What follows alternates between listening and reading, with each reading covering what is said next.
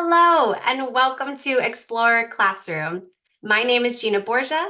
I work at the National Geographic Society in Washington, D.C., and I will be your host today. At National Geographic, we believe that anyone can be an explorer and that you have the power to make a difference in the world, no matter how old you are.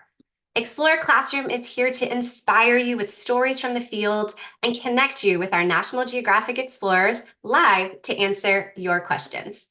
But before we get into today's lesson, I'd like to welcome all of the classes who are joining us today, especially Tooele County School District, Spruce Elementary School, Woodland Hills Private School, Carysbrook Elementary, Bayard Elementary, Dr. J. Michael McGrath Elementary, Folks Ranch Elementary, the Nelson Crew, Ibime Lagos, Aspen Elementary, Wilson Middle School, the Wingra School, Sunnyside Elementary, and Alta Vista Elementary.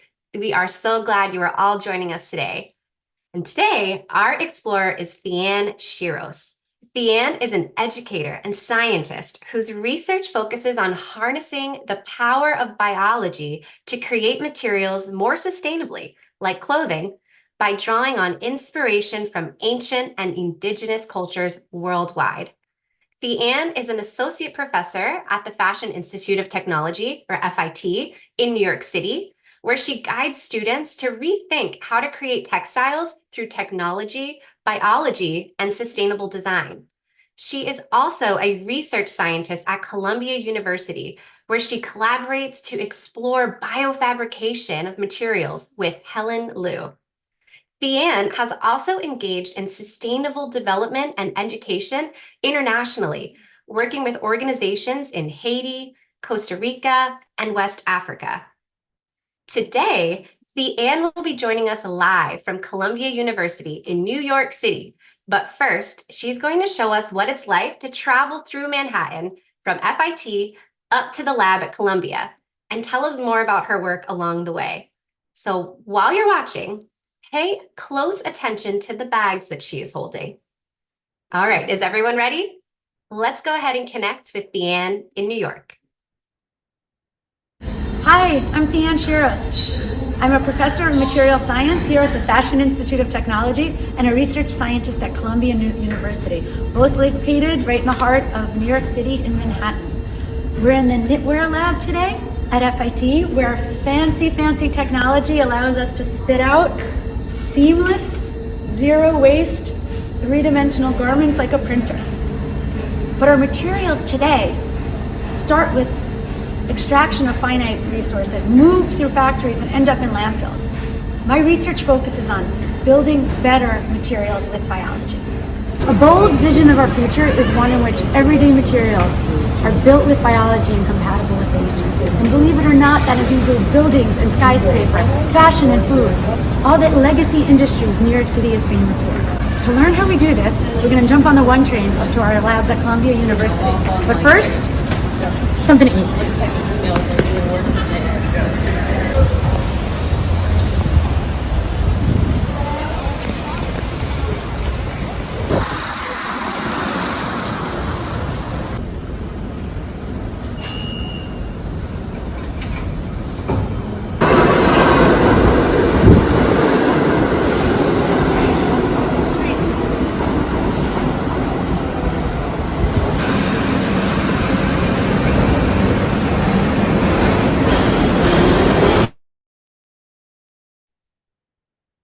Wow. Okay, I cannot wait to see the lab at Columbia University and to keep learning about Theanne's work. But first, let's see if you were paying attention. Okay, students, did you get a good look at the bags that Theanne was holding? In case you missed it, we've got the pictures here. Here they are, those two bags. So my question for you is, what do you think those bags are made of? Students, tell your teachers what you think, and teachers, go ahead and type those answers into the chat. Again, the question is, what do you think Theanne's bags are made of? All right, we've got some coming in here. All right, let's see here. We've got Isabel is saying leather. Lots of people are saying leather, plastic, Sunnyside. Wow, these answers are coming in so fast. I love this. Leather, mycelium. What? Cardboard from Bayard Elementary. Byington's third graders are saying, looks like it's made of wood. Mrs. Purdue's class is saying leather, but some are saying paper. Okay, these are great answers, everyone. Leather, plastic. Ooh, Folks Ranch fifth grade explorers is saying mycelium? Question mark. Let's see. Okay, these are fantastic guesses, everybody. Let's return to Theanne for the answer, and we'll also hear more about her work. Hi guys, I'm here at Columbia University in the Vitel, the lab of Helen Liu, where we use microbes as fiber factories. Yes, microbes. So the bag you saw me running to grab lunch with, this is microbial bioleather. But what does that mean? Microbes have been powering nature's cycling for over the last billion years, building up, breaking down, turning around materials in a circular economy. Microbes, like those swimming around in this jar, can rapidly transform waste sugars into high-value products, like this film of pure nanocellulose shown here.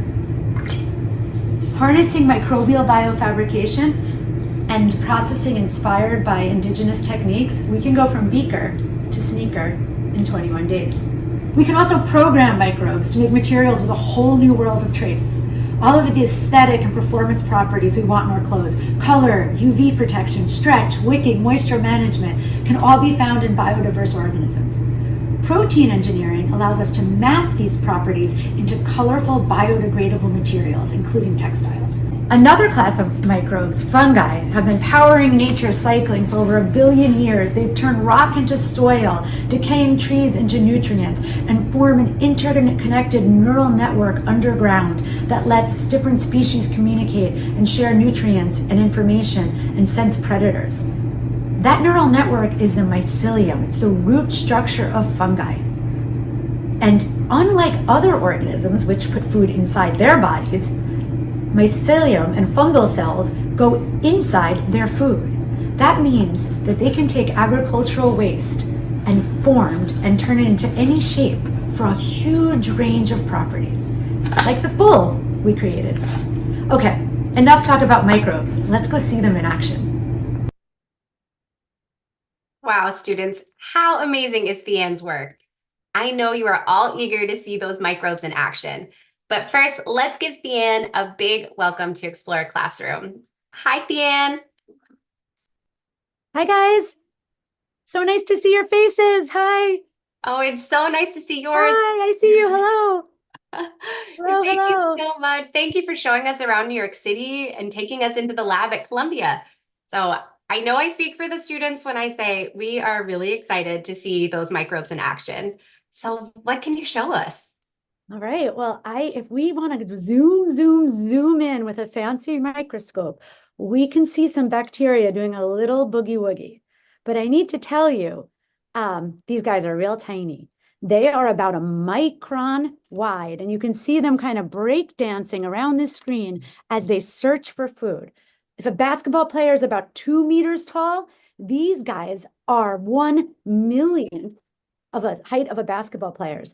And as they're propelling around looking for food, they are shooting out fine webs, nanometer size cellulose threads. Those cellulose threads are 1/1000,000th of a size of a basketball player. So if a basketball player was $1 billion single dollar bill stacked up, these guys one of them would be the size of these fibers. So what's cellulose, right?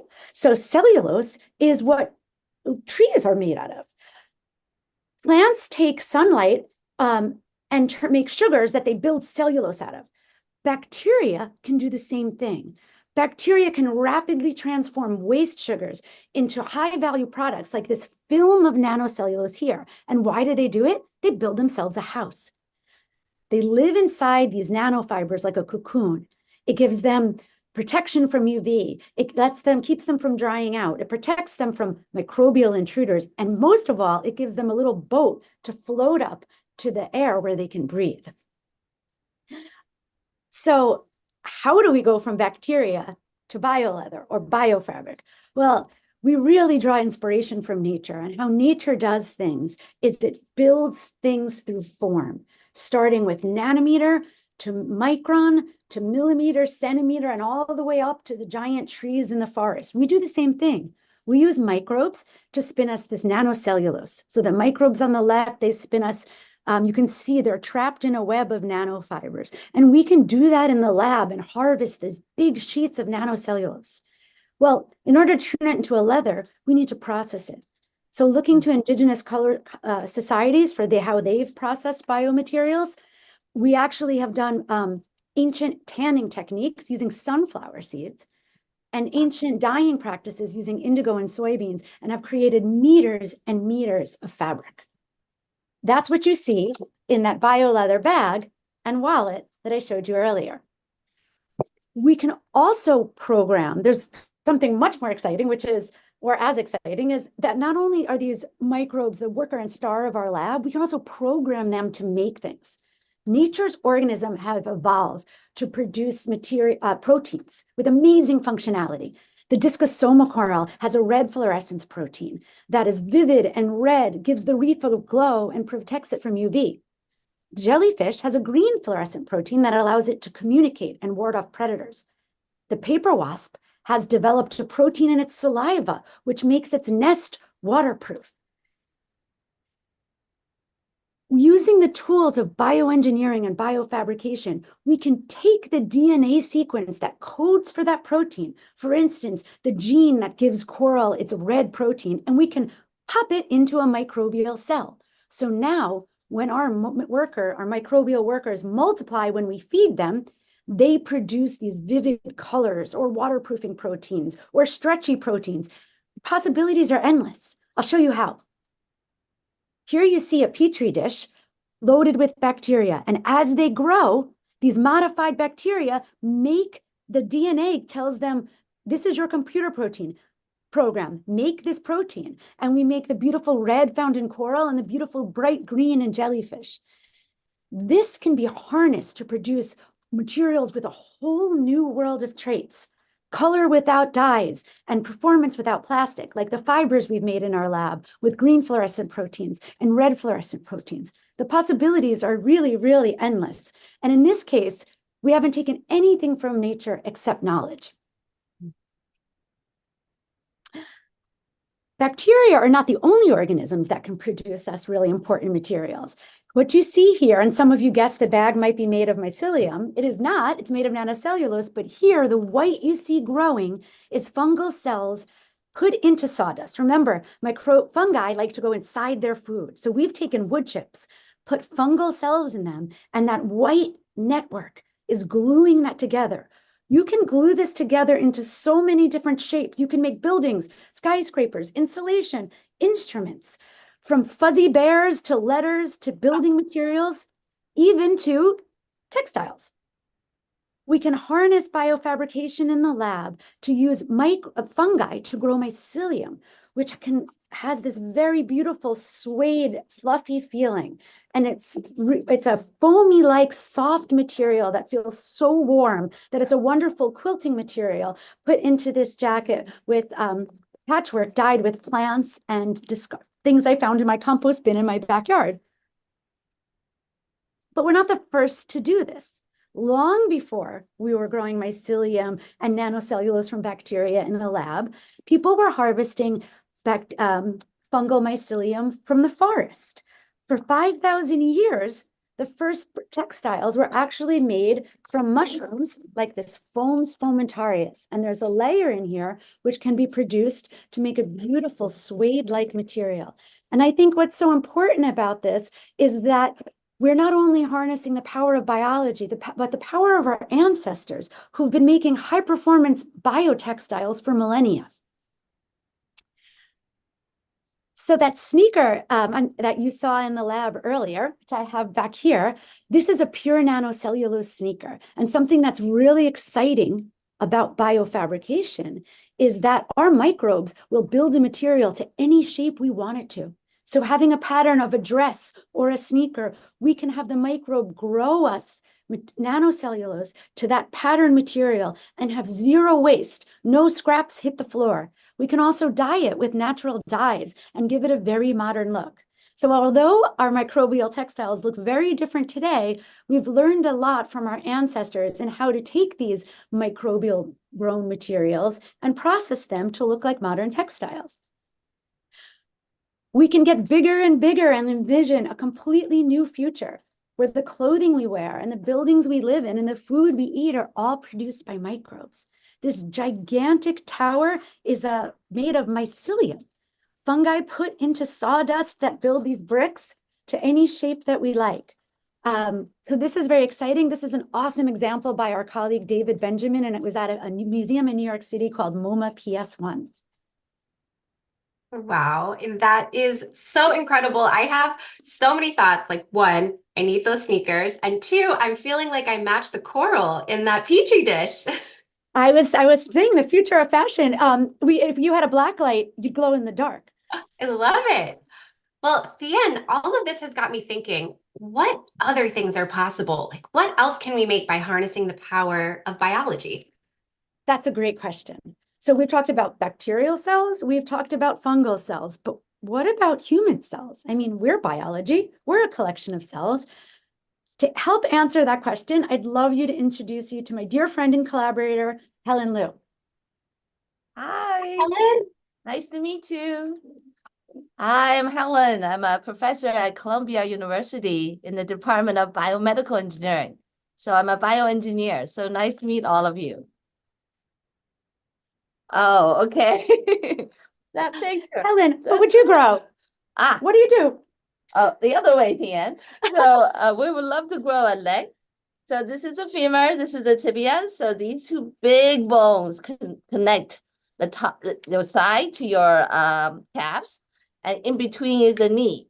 So in our lab, we grow, we use human cells to grow new bones, new cartilage, new ligaments, you name it. So, and then we put them together and try to reconstruct the leg. So speaking of cells, cells are really powerful. They are the real bioengineers. And this is an amazing picture, a beautiful picture taken by Candace, whom you'll meet a little bit later, that shows that human lung cells growing on microbial cellulose that you heard from Theanne. So these amazing materials that you already heard about that can be used to grow bags, wallets, everything, can also be used to regenerate body parts that are broken, parts of your body that are broken, restore it, and build back anew. So that's what's really exciting about these materials. So if you fall off your scooter and you need some help with your ligament in Helen's lab, you might leave with a new leg and a new pair of sneakers to run in. Yeah, come and visit us. You could make your own sneaker. Oh my goodness, this is all so fabulous. Before we head into what else is possible, I wanted to also introduce our other host, the usual host for this show. We've got Gibbs Kagru. He's joining us. I'm going to welcome him to the stage because I know students are excited that he's here, and I'd love a chance to introduce him to you, Theanne and Helen. They're all about the sharks. Yes, if you're out there, join me on the stage. Hey. Hello, guys. Hey, Gina, thanks for holding it down. Theanne Schiros, it's so nice to meet you. Hey, guys, how's it going? Hi. Hello. Hi. I got you out of the water in time to join. Yeah, I know. Sorry, it took me a while to dry off. Honestly, these sharks keep me busy. I can imagine. Right on. But no, I was just very fascinated with you're talking about like all this pollution that's within these fabrics and all that stuff. It's really interesting, the kind of work that you're doing. Thank you. Yeah, we're hoping to solve we're hoping to make a future where our materials and humans are compatible with nature. Yes. Yeah, indeed. And honestly, it's like, what are some of the materials that you guys, I mean, I know you've probably already shared quite a bit about this already, but what are some of the materials you guys are hopeful will be like some of the best things we can use in future? Okay, well, I want to ask the students what they would grow, but I want to show you some examples. Yeah. You can grow a mycelium surfboard. You've seen the gigantic tower. You've seen our sneakers. You've seen tissue cells. And we've also looking to make plastic bag alternatives. But believe it or not, Helen just poured me this delicious glass of tea, which is fermented by fungi. And there's many, many desserts, actually, that you might be surprised. I'm going to ask you to guess. Students, on the bottom panel, what is on the spoon? What do you think that dessert is made out of? Let's see what these answers are. What do you guys have for us? Ooh, I'm seeing a couple answers come in. A lot of people are saying fungi and mushrooms. Michael. Bones. Mrs. Oh. Byington's third grader said sugar. Sugar. Does look like sugar. Salt. Would you eat a bowl of salt? Coconut. Oh my, coconut. I see a lot of fungi, and someone said cocoa butter. Someone said cocoa butter out there. Yay. Jimmy says fungi and sugar. I think he's hedging his bets here.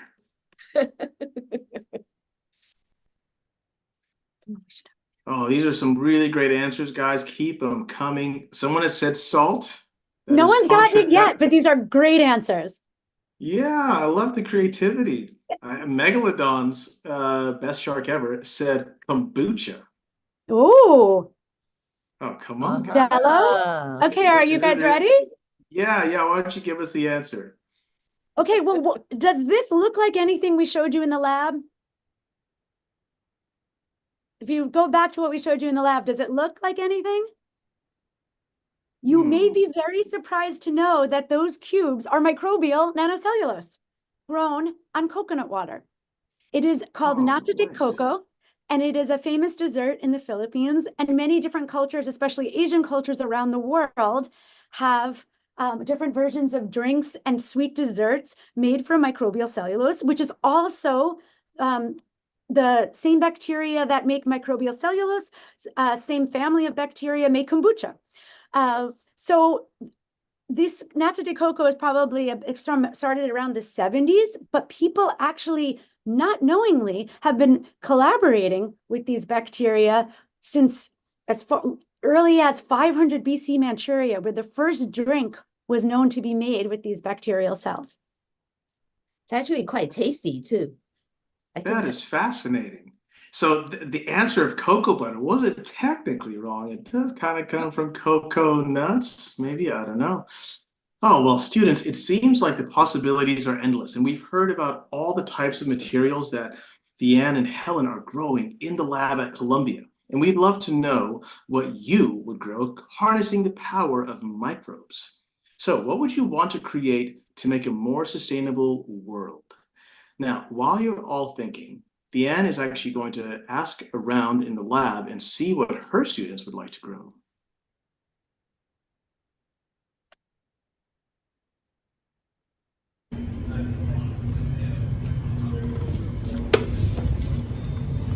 Hey guys. Hi, my name is Dr. Omar Trovis. I'm a recent graduate from the lab.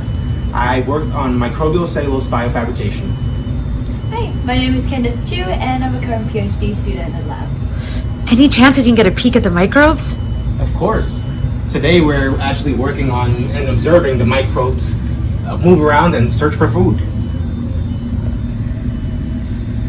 After spending so many years growing with microbial cellulose, what would you grow next?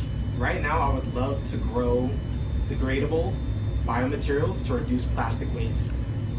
It's a good goal. Keep those oceans clean. Candace, how about you? Well, I'm getting a little hungry, so it would be great if we could grow some desserts. You want to have some microbes grow dessert? Yes. The same ones that grow the cellulose? Yes. Let's see what we could do. Well, Theanne's been asking us, what can we make from our material? What would you love to make with nanocellulose? That's a great question. Let me show you. I would love to make a leg with microbial cellulose and stem cells. Pretty exciting. Yeah, would be fun. Whoa, stunning.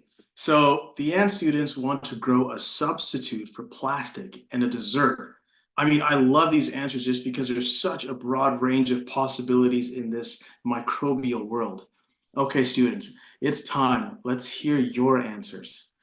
Oh man, okay, there's some cool ones already up here from Mrs. Purdue's Classroom Champions. Tables, chicken nuggets, and water bottles. Wow, water bottles, that's amazing. And that solves so many problems. Now, Mrs. Byington's third grader says fries. Mrs. Scarabatzo, second grade at 20, says tree. I see a chicken there, but it's spelled hicken. Folks Ranch fifth grade explorer says grow boba. Oh man, I do love my boba tea, I gotta say. Bayard Elementary, I think you guys have the right idea because you're like, let's grow some money. I think we could all use a little bit more of that. I'm seeing a lot of food answers, hamburgers, jello, some arts and crafts, some tape, video games, water bottles. That's coming in quite hot here. I mean, honestly, these are like some of the best, most hopeful answers for our future. I'm already seeing the possibilities of having microbes to solve so many problems that we have, for example, with just plastic pollution. Theanne, Helen, anything that you guys like to comment on here? These are great answers. So I think some of you guys mentioned French fries and some different food. And we should say that this same foamy material is being actually processed to an animal-free bacon.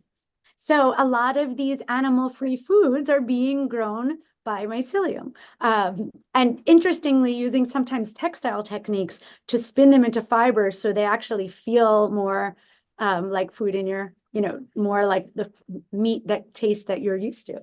So what else, Helen? Well, using biofabrication, you can grow meat. They have all these laboratory meat contests. So you take a muscle cell and then you feed it the right stuff and right nutrients, and it will grow a piece of meat that we can have. So imagine if you're traveling to Mars, on the way there, right? You cannot bring the cow with you. So you can grow some laboratory meat. You can grow food. Yeah, bring some cells. And then you can grow the meat, grow food as you go along. So that I think it opens up so many new ways to explore. There's an artist who planned how you could live on Mars, and instead of bringing materials, he brought cells so that he could grow a building and grow food and reproduce those cells. And it guys I can look into it, but it was largely based on mycelium. But how would you basically he was going to get there with cells and grow a city, literally colonize with fungal colonies. Oh, that's so cool. So, I mean, essentially what you're saying is we don't need to kill any more animals for food or for clothing. No, our research program is really about regeneration. And again, we said this before, but I really believe the only thing we should take from nature is knowledge. It's given us 3.8 billion years of research and development. Everything here is a successful experiment. And that value of nature. So our research really draws inspiration from biodiversity with the effort to protect it. Man, I love that. Thank you guys. I mean, that is so touching. And I hope this goes all the way up to the moon. Theanne and Helen, even further. Thank you for welcoming us into your lab. And as a nerd, I gotta say, it is absolutely cool to see all this science happening back there at Columbia University. We are actually going to kick off the Q&A portion of the show right now. So if you're watching online, send us your questions in the chat bar. We record all of them as they're sent in. So please only send each question once. All right, the next question is going to come from YouTube, and it's from Tanya, who is wondering, are there any rejection issues with the body accepting bones made from microbes? Oh, That's wow. a really good question. That's a really good question. Tough one. Romar, whom you met, earlier, he actually spent quite a bit of his time as a PhD student in our lab looking at how to get rid of the bacteria after they have made this material, right? Because you want to make sure that when you put this material in the body, you do not cause a bacterial infection, right? Because you don't want any live bacteria left over. So he created a whole process where he was able to remove a lot of these cells. So that's question we don't have a full answer yet, because we have done sort of only studies outside the body to show that it's biocompatible. That's how we define that things that doesn't cause the human cells to do stuff that we don't want them to do. But we need to still implant it in animal models and beyond. But on the flip side, that what we are beginning to think about this is that, as I mentioned a little earlier, there are more microbe cells inside our body than human cells. So they may already, the material the bacteria that Theanne uses to make the microbial cellulose is actually a probiotic that's used to make kombucha. So in some situations, they will be readily accepted already, right? Because in the mouth, for example, in your gut, there's bacteria, everywhere. So if we put them in those environments, we think that could potentially be biocompatible. But in other places, we have to come up with ways to remove the bacteria, but able to still harness the material that they use. Hopefully that answers your question. Yeah, it sounds very complicated. I'm glad you guys are working on it and not me. That is an explorer story if I've ever heard one before.